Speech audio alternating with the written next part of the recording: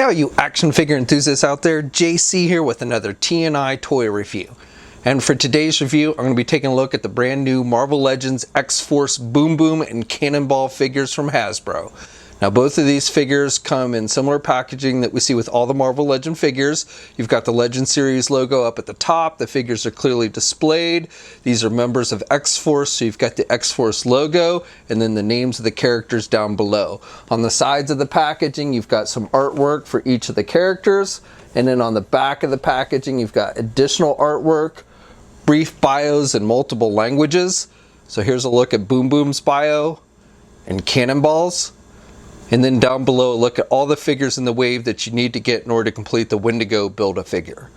All right, let's get these open and take a look at what's inside. Okay, so here's a look at the figures outside the packaging along with the other contents. Now, first of all, each of these two figures come with the legs for the Wendigo Build-A-Figure. So we'll set those aside for now. And then for Cannonball, he does not come with any other accessories. He doesn't even come with legs. He just has the fire blast effect, but no other accessories come with that one. Now the Boom Boom figure comes with several different accessories. First of all, you get two left hands with this figure.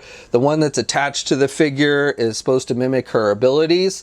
So you'll notice it's done with a semi-translucent plastic, the hand itself. It's got kind of a red translucent with some yellow at the fingertips. And then it's got what looks like fire coming out of her fingers, and that's actually sculpted to the hand, and this is supposed to be mimicking her abilities. Again, it looks more like she's shooting fire, which is not her abilities. Her ability is to create time bombs that she would throw. So I don't know how, again, this looks more like she's shooting fire. Almost tempted to see if that'll fit on the Human Torch figure, because it would be kind of a cool effect for him. But as it is, like I said, this is supposed to be her creating a time bomb. They've also included a separate effect piece done with the same kind of orange translucent plastic, and this, I guess, is so she could throw, even though they've only given her two open hands. Both hands are open, so she really wouldn't be able to hold the loose one.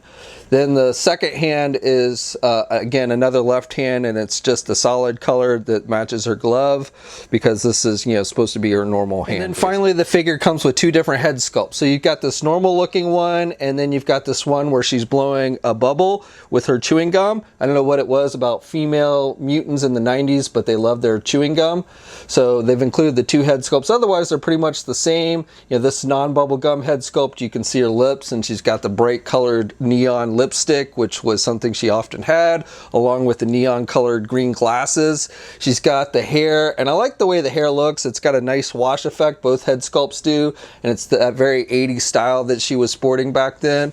So both head sculpts I think look good, and again, the second one is basically so you can have it so she's chewing or blowing a bubble like you would often see in the comics. Okay, and here's a look at the figure with the normal non-bubble gum chewing head sculpt and the regular left hand, and then I stuck that separate fire effect piece or bomb effect piece in the right hand there. You can kind of stick it in between the fingers, and she actually holds it okay. Still looks like more like she's creating a fireball than a bomb. You might use this effect piece with the Human Torch or something. It'd probably look good with that.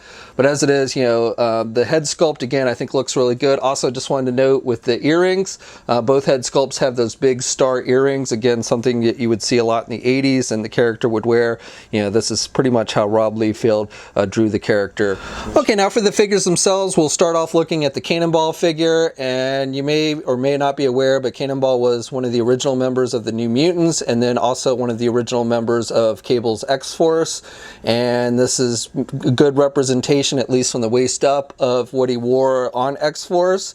A very late 80s, 90s style with the jacket and everything, with the big collar. The jacket is a separate piece. The shirt underneath is white with purple on the collar there, and then the sleeves of the jacket are sculpted.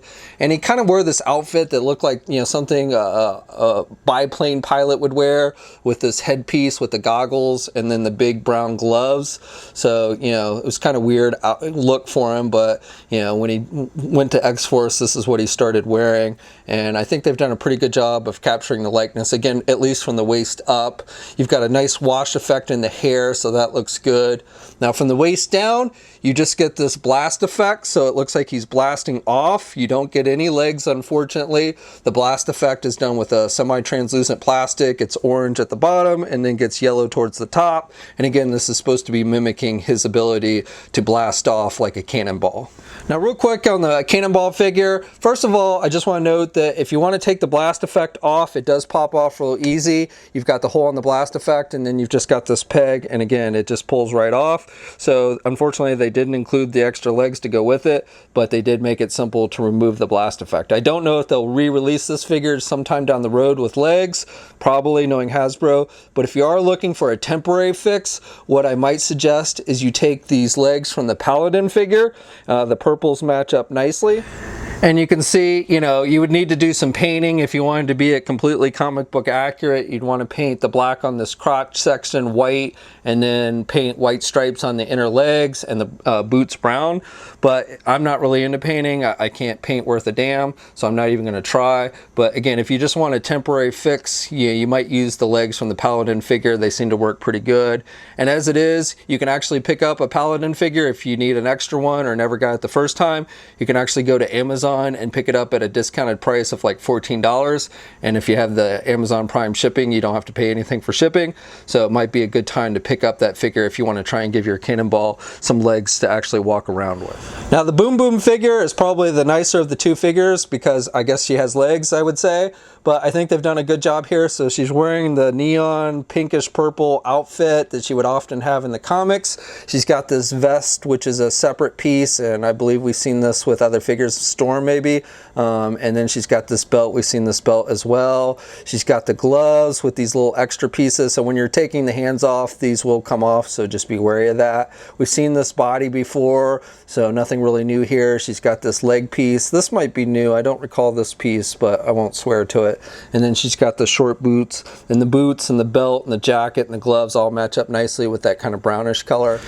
Now these figures stand. The Boom Boom figure comes in at about 6 1/4 inches tall, and then the Cannonball figure with his blast effect comes up to about 7 inches tall. Okay, for a quick comparison, here's a look at the other 90s X-Force members that Hasbro's given us for Marvel Legends. So we've got, or at least modern ones, so we've got Shatterstar, we've got Cable and Domino, even though technically she wasn't really an original member of X-Force, and we still need a modern Thunderbird and a modern Feral to round out this team. So for articulation, starting with the Cannonball figure, so obviously from the waist down you really have no articulation. You do get a waist swivel. With the head, you can turn the head to the left and to the right, and he can look down pretty good, and he can look up pretty good, which is nice for flight poses. You can at least get the figure in some decent flight poses. With the arms at the shoulders, he can get the arm out about that much, and then he's got good rotation. This is about as far down as you can get the arm though, so the arms do stick out a little bit on this figure. You've got a bicep swivel, you've got a double hinged elbow, so pretty good bending there at the elbow. You've got rotation with the hands and hinges on the hands, so up and down movement, and then he has an ab crunch joint, so he can crunch forward that much, and he can look back about that much. Now with Boom Boom, she can turn her head to the left and to the right, she can look down good, she can look up good, and you also get some decent head pivot. With the shoulder, she can get her arm out good there. She's got good rotation. She does not have a bicep swivel. She's got rotation at the elbow. And of course, because she is a female Marvel Legend, she only has the single hinged elbows, so she can bend her elbow about that much. She's got rotation with the hands. She's got the hinges with the hands, so up and down movement. She's got a midsection joint, so she can rotate, and she can, actually, she really can't pivot on this one, and she can only crunch forward about that much, and really can't look back very much either. And then she does not have a waist swivel. She can only do the splits that much.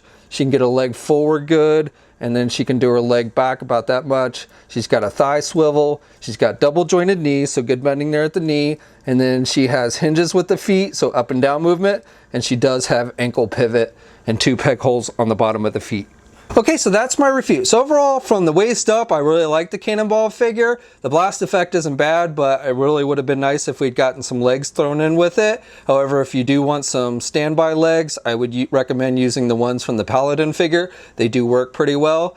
As for the Boom Boom figure, I think that one is near perfect if you like the character. I think they captured the likeness of her from X-Force. She actually was originally recruited by members of X-Factor and then came over to X-Force. She wasn't part of the New Mutants originally. personally. But I think they did a good job with that character. I don't really like her effect piece, her power effect piece. It looks more like fire than a bomb, but still, for the most part, I think this is a very solid figure.